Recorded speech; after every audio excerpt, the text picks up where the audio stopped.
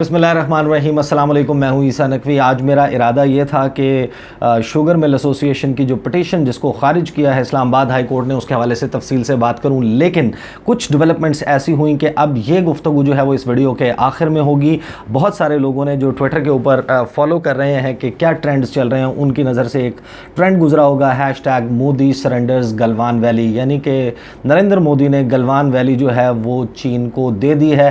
सरकारी तौर पर यह तस्लीम कर लिया है कि गलवान वैली जो है वो भारत का हिस्सा नहीं बल्कि चीन का हिस्सा है। ये ट्रेंड कैसे शुरू हुआ और इसके बाद भारत में एक जो सफ़े मातम बिछी हुई और नरेंद्र मोदी के ऊपर ताबड़तोड़ हमले किए जा रहे हैं उनकी अपोजिशन की जानिब से, मीडिया की जानिब से, आवाम की जानिब से, वो क्या हैं? 8 ट्वीट्स कौन से हैं जो ली जियानज़ाओ ने किए जिनकी वजह से ये सारा मामला इतना उभर कर सामने आया? राहुल गांधी ने क्या ट्वीट की और प्रियंका चतुर्वेदी इन्होंने क्या ट्वीट की, इसके हवाले से मैं आपको बताऊंगा। लेकिन इसकी तफसील से पहले मैं आपको ये बता दूं कि जो डॉक्यूमेंट्री है वो रेडी है। कल मैं अपने चैनल के ऊपर पोस्ट करूंगा और वो जो डॉक्यूमेंट्री है उसमें 2014 और 15 के ऐसे वाक़यात हैं। मियां मोहम्मद नवाज शरीफ जो कि तीसरी मरतबा वज़ीर-ए-आज़म मुंतखब हुए थे, पाकिस्तान की कुर्सी इक़्तिदार पर बराजमान थे, उन्होंने क्या फ़ैसले किए और उन फ़ैसलों के नतीजे में पाकिस्तान किस सूरत हाल से गुज़रा, उस हवाले से बहुत एक्सक्लूसिव किस्म की डिटेल्स के साथ वो डॉक्यूमेंट्री जो है वो कल मेरे पास मेरे इस चैनल के ऊपर होगी। अगर आपको उसके हवाले से कोई सवाल हो तो वो फिर आप उस डॉक्यूमेंट्री के जो है वो नीचे कमेंट बॉक्स में कीजिएगा। अभी मैं आपको बताता हूँ सबसे पहले कि ली जियानज़ाओ ने ऐसी 8 कौन सी ट्वीट्स की कि जिसकी बुनियाद पर जो भारतीय बयानिया है वो दरियाए गलवान में बह गया है। भारत जिस स्टेज के ऊपर खड़ा था वो स्टेज जो है वो धड़ाम से गिर गया है। मैं आपको बताता हूँ, ली जियानज़ाओ ने आज ट्विटर पर जाकर 8 ट्वीट्स किए हैं और उन 8 ट्वीट्स में उन्होंने कहा है step by step account of the Galwan clash. इसमें उन्होंने एक एक मुकाम पर एक एक दिन के बाद ऐसे कौन से वाक़यात पेश आए जिनकी वजह से ये सारा वाक़या पेश आया और भारत के 20 फ़ौजी जिनमें अफसर भी शामिल थे, जवान भी शामिल थे, वो मारे गए, ठिठुरते रहे, इमदाद तलब करते रहे और उनकी फ़ौज भी उनको बचाने ना आई। वाक़यात क्या है मैं आपको पढ़ के क्विकली वो 8 ट्वीट सुनाता हूँ और कोशिश करूँगा कि जितना बेहतर अंदाज में उसका तर्जुमा भी साथ में कर दूँ। ट्वीट उन्होंने किया जी, the Galwan valley is located on the Chinese side of the line of actual control in the west section of the China India boundary. Galwan valley जो है वो चीन की जानिब जो है वो फॉल करती है लाइन ऑफ एक्चुअल कंट्रोल के जिस मकाम पर चीन का जो है वो तसल्लुत है, कब्ज़ा है, या जो चीन का एरिया है जहाँ पर चीन की फ़ौज मौजूद होती है, उससे दूसरी जानिब गलवान वैली मौजूद है जो कि west section of the China India boundary बनता है, जो कि मगरबी कॉर्नर है चीन और भारत की बाउंड्री का, उसके ऊपर। For many years the Chinese border troops have been patrolling and on duty in this region. बहुत साल हो चुके, अब साल साल हो चुके कि चीनी फ़ौज जो है वो इस इलाके में गश्त करती है और इस इलाके के ऊपर उनका कंट्रोल है।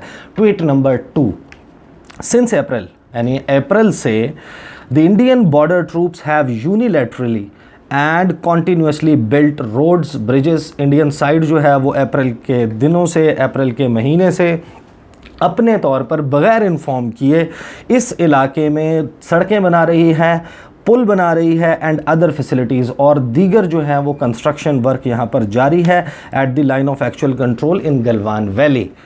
China lodged representations and protests on multiple occasions, but India went even further to cross the line of actual control and made provocations.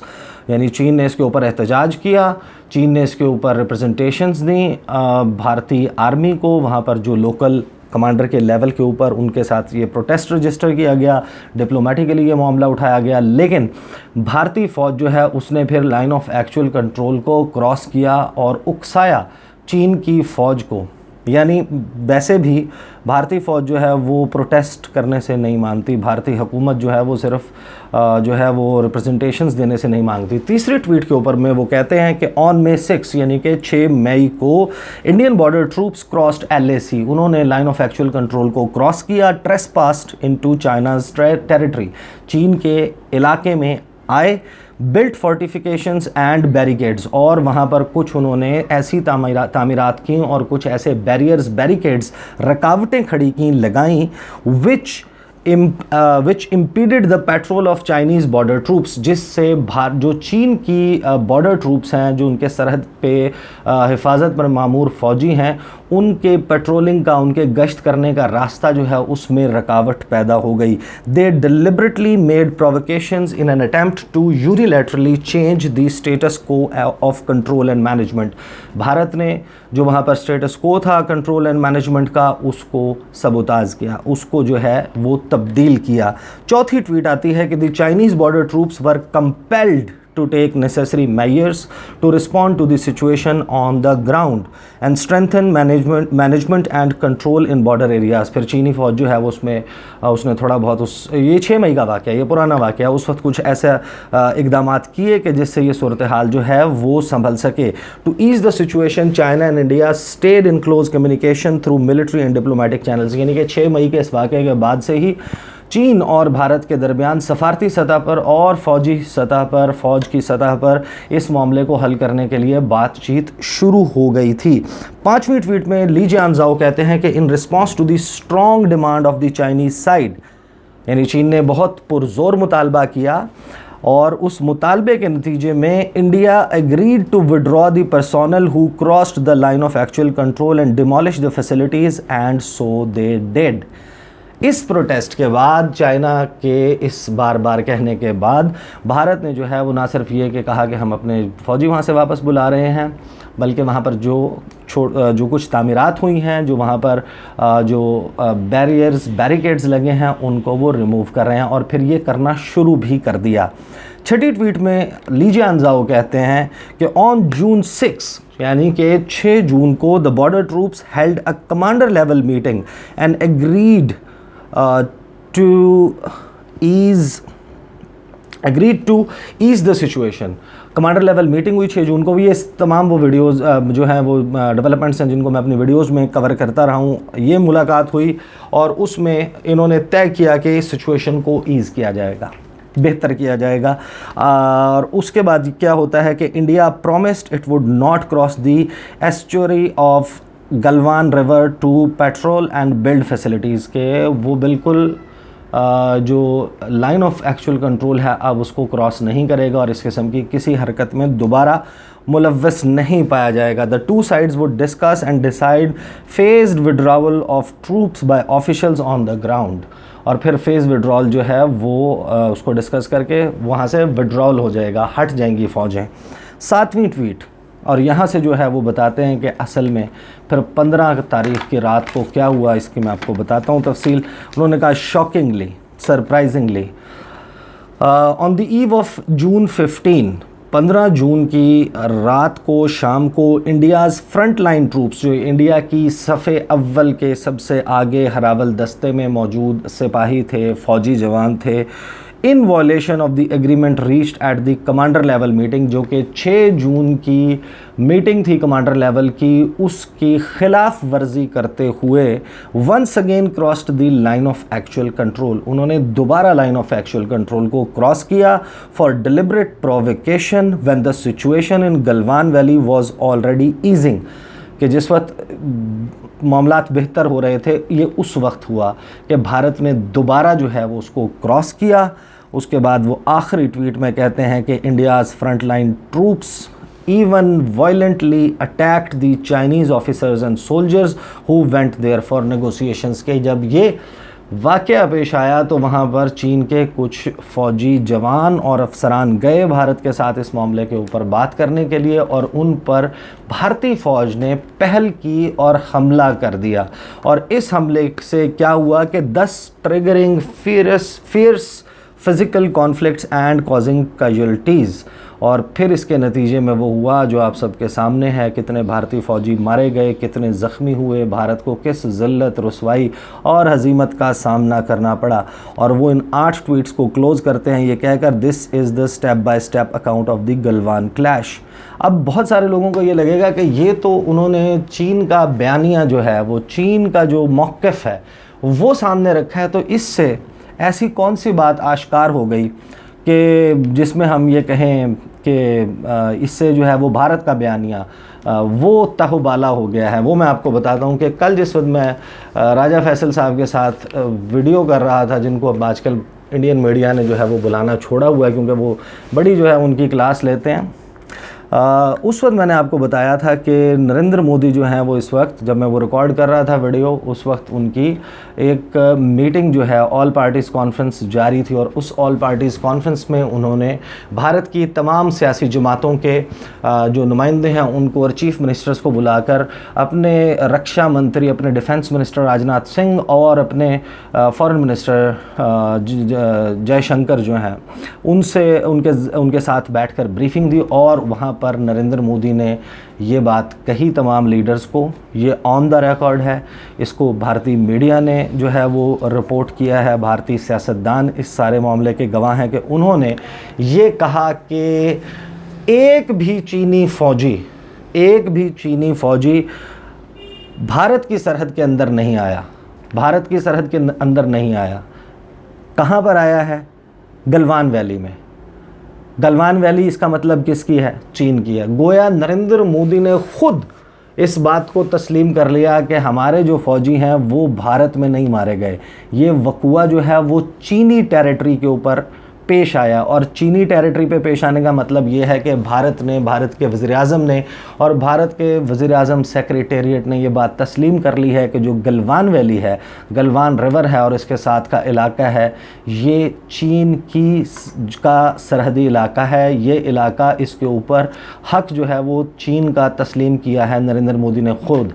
और इसके बाद आपने ट्रेंड देखा होगा, जो ट्रेंड ट्विटर के ऊपर टॉप ट्रेंड करता रहा इंडिया में, इसके ऊपर बहुत ज़्यादा डिस्कशन होती रही, और उस डिस्कशन में बहुत सारे लोगों ने उस कार्य खैर में हिस्सा लिया। उनकी अपोजिशन, और अपोजिशन ही नहीं, उनके अपने इत्तेहादी, अपने लाइक माइंडेड लोग जो हैं वो ये सवाल कर रहे थे कि क्या वाकई नरेंद्र मोदी ने जो सीना फुलाकर धमकियां देता था अपने तमाम हमसायों को, उसने सरेंडर कर दिया है, उसने सीड कर दिया है ये इलाका चीन की फेवर में, चीन को वो कहते हैं दान कर दिया है।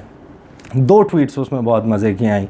एक राहुल गांधी की आई जिन्होंने लिखा कि PM has surrendered Indian territory to Chinese aggression, कि भारत ने चीनी गुस्से के सामने वादी गलवान को सरेंडर कर दिया है, छोड़ दिया है चीन के लिए। उसके बाद जो है उन्होंने दो क्वेश्चंस किए हैं कि if the land was Chinese, कि अगर ये चीन का हिस्सा था, अगर ये गलवान की वैली जिसको नरेंद्र मोदी अब ये मान चुके हैं कि वो चीन का हिस्सा है, अगर वो चीन का हिस्सा था तो why were our soldiers killed, where were our soldiers killed. इसका मतलब ये है कि वो ये कह रहे हैं राहुल गांधी कि अगर ये था ही चीन का, ये गलवान, वादी गलवान, तो फिर आपने हमारे फ़ौजियों को क्यों मरवाया वहाँ पर?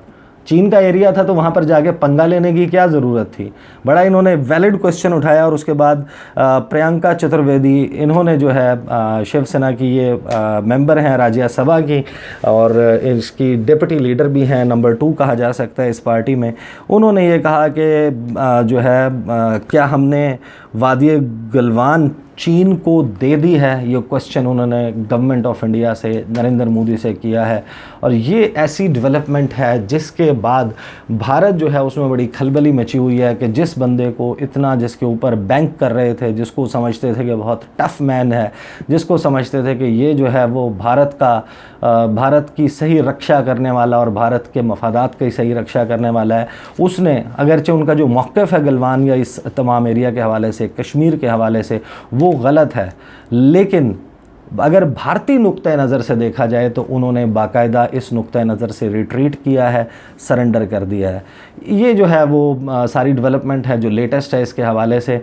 अब मैं आपको बताता हूँ कि जो पाकिस्तान शुगर मिल एसोसिएशन की पिटीशन थी, जिसके ऊपर इस्लामाबाद हाई कोर्ट ने स्टे दे दिया था हुकूमत को, और जो इंक्वायरी कमीशन है उसकी रिपोर्ट के नतीजे में जो सजेशंस आई थी कि क्या कार्रवाई की जाए, नैब के पास, FIA के पास, SECP के पास जो कि मसाबकती कमीशन है पाकिस्तान का, उसके पास, और दीगर जो इदारे हैं जिनमें FBR भी शामिल है और एंटी करप्शन का महकमा भी शामिल है, उन दोनों को, इन तमाम को कहा गया था कि शुगर शुगर माफिया के ख़िलाफ़ इस रिपोर्ट की रोशनी में कार्रवाई की जाए।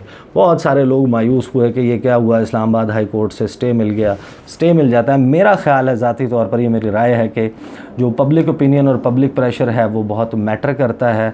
और अज़ान हो रही है, अज़ान के बाद जो है वो मैं गुफ्तगू के सिलसिले को आगे बढ़ाऊँगा। जी, तो मैं आपको बता रहा था कि इस्लामाबाद हाई कोर्ट ने स्टे दे दिया था इस पटिशन के ऊपर, हुकूमत को और इन तमाम इदारों को कार्रवाई करने से रोक दिया था। आज इस फैसले का जो है वो स्टे ऑर्डर जो है वो ख़ारिज हो गया। इसके हवाले से इस पटिशन के ऊपर ऑर्डर आ गया है इस्लामाबाद हाई कोर्ट से। जस्टिस अतर मिनल्ला ने जो है वो इस ऑर्डर के ऊपर साइन किया है। ये जो शॉर्ट ऑर्डर है मैं आपको क्विकली पढ़ के सुना देता हूँ। मैं इसका तर्जुमा कर चुका हूँ कि 16 मार्च को जारी नोटिफिकेशन के ज़रिए बनाया गया इंक्वायरी कमीशन जो कि हुकूमत ने बनाया था, उसकी कार्रवाई जो है उसमें उसके तहत जो है वो तहकीकात हुई, वो Pakistan commission of inquiry act 2017 के मुताबिक है। लिहाजा जो कि पटिशन थी पाकिस्तान शुगर मिल्स एसोसिएशन की कि ये जो है वो इंक्वायरी कमीशन नहीं बन सकता था, ये इसके ख़िलाफ़ रूलिंग दी है। पाकिस्तान शुगर मिल एसोसिएशन का जो मौक़िफ़ है उसको रद्द कर दिया है इस्लामाबाद जो तो एक तो इस्लामाबाद हाई कोर्ट ने इनकी जो प्ली थी उसको रद्द कर दिया है शुगर मिल्स एसोसिएशन की। साथ ही उन्होंने ये भी कहा है कि पटिशनर का जो बुनियादी हकूक़ हैं वो ऐसा कोई कमीशन बनाने से जो है वो सलब नहीं हुए, वो मुतासर नहीं हुए। अब ये देखें कि पाकिस्तान शुगर मिल्स एसोसिएशन ने कहा था कि हमारे बुनियादी हकूक़, अगर उनके ख़िलाफ़ तहकीकात हो रही हैं तो उनके बुनियादी हकूक़ जो हैं वो मुतासर हो रहे हैं। उसके बाद जो है वो इस्लामाबाद हाई कोर्ट ने कहा है कि कमीशन की जो रिपोर्ट 21 मई को, यानी कि कमीशन ने जब रिपोर्ट फ़ाइनल करके वफाकी काबीना को भिजवाई थी कि ये हमारी फाइंडिंग्स हैं, ये लोग हैं इस चोरी में मुलव्वस हैं, आवाम की जेब पर इन्होंने डाका डाला है इस माफिया ने, और इसके ख़िलाफ़ ये कार्रवाई की जाए। जो उसकी रिकमेंडेशंस हैं वो तमाम की तमाम मैं अपनी चैनल के ऊपर मुख्तलिफ वीडियोज़ में उसकी तफसील बता चुका हूँ। उसके ऊपर जो इस्लामाबाद हाई कोर्ट उसने कहा है कि जो रिपोर्ट पेश की गई थी काबीना के सामने 21 मई को और उस पर जायज़ा लिया था, उस कानूनी एतबार से ये एक दुरुस्त फ़ेल था, इसमें कोई मज़ायका नहीं है, ये सब कुछ कानून के मुताबिक हुआ है। और साथ ही इस्लामाबाद हाई कोर्ट ने कहा है कि इस रिपोर्ट के तहत और इस रिपोर्ट की में दी गई सजेशंस के तहत हुकूमत को कार्रवाई का पूरा हक हासिल है कि इसके ऊपर प्रोसीड किया जाए। साथ ही 2 चीज़ें उन्होंने हुकूमत से कही हैं कि एक तो ये सब कुछ करते हुए और वहाँ पर रेफरेंसेस या केसेस भेजते हुए नैब के जो कवानीन हैं उनको मद्देनज़र रखा जाए, और कार्रवाई जब हो रही हो तो उस दौरान शफाफियत जो है वो बरकरार रखने के लिए ऐसे बयानात ना दिए जाएं जिनसे ये शुबा हो कि फ़ेयर ट्रायल का हक़ जो है वो मुतासर हुआ है इन पटिशनर्स का, जो कि शुगर मिल एसोसिएशन, मैं इसको अक्सर कहता हूँ शुगर मिल माफिया, जो आवाम के जेब पर पैसे के ऊपर डाका डालता है, फिर उस पैसे से ज़ाहिर है ये बहुत सारे फलाही काम भी करते हैं। बहुत सारे लोगों को इनके जो मौक़िफ़ है वो दुरुस्त लगता है। अलबत्ता आप क्वांटम का अंदाज़ा लगा लें, 100 अरब से ज़्यादा जो है वो कमाया गया इस सारे क्राइसिस के दौरान। उसकी तफसील भी मैं डिटेल्स से बता चुका हूँ बाकायदा इस चैनल के ऊपर। एक sugar inquiry report, sugar and wheat inquiry report के नाम से एक प्लेलिस्ट बनी हुई है जिसमें तमाम तर तफसीलात हैं कि ये इंक्वायरी क्यों हुई, इसमें क्या क्या कुछ हुआ। अलबत्ता अब हुकूमत जो है वो उस पॉइंट पर आ गई है कि जहाँ पर